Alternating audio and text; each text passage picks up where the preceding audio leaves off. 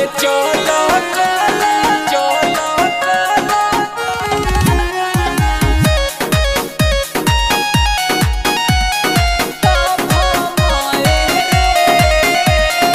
Music by Vinod Singh।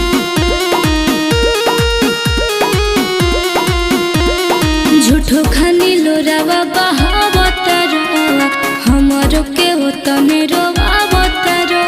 अरे जल चुप हो जा।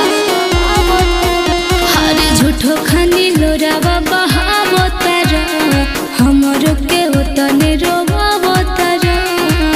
प्यार में दरार नहीं कोरी मोरे जे हो नहीं कमानो। अरे तू का जानो गोरी हमारा दर्द कितना होता कैसे करी पत्थर करे जाओ।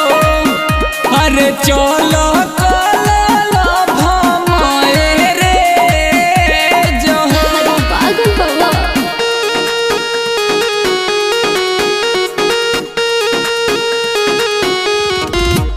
अरे चलो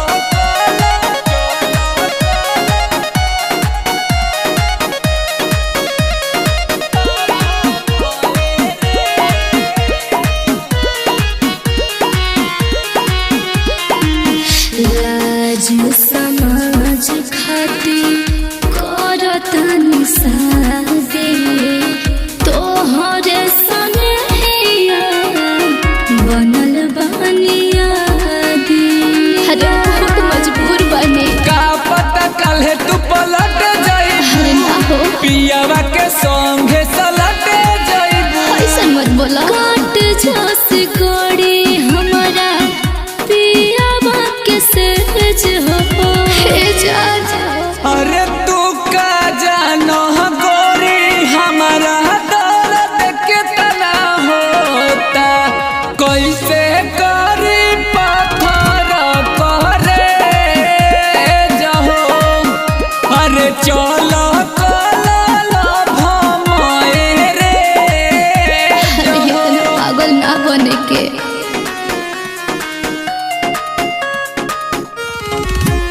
अरे चलो चलो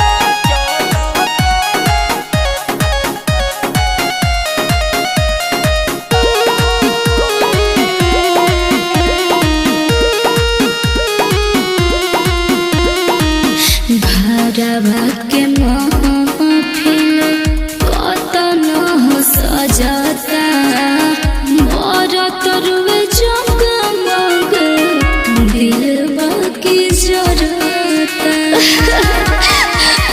तोहरा खत लागल हमारे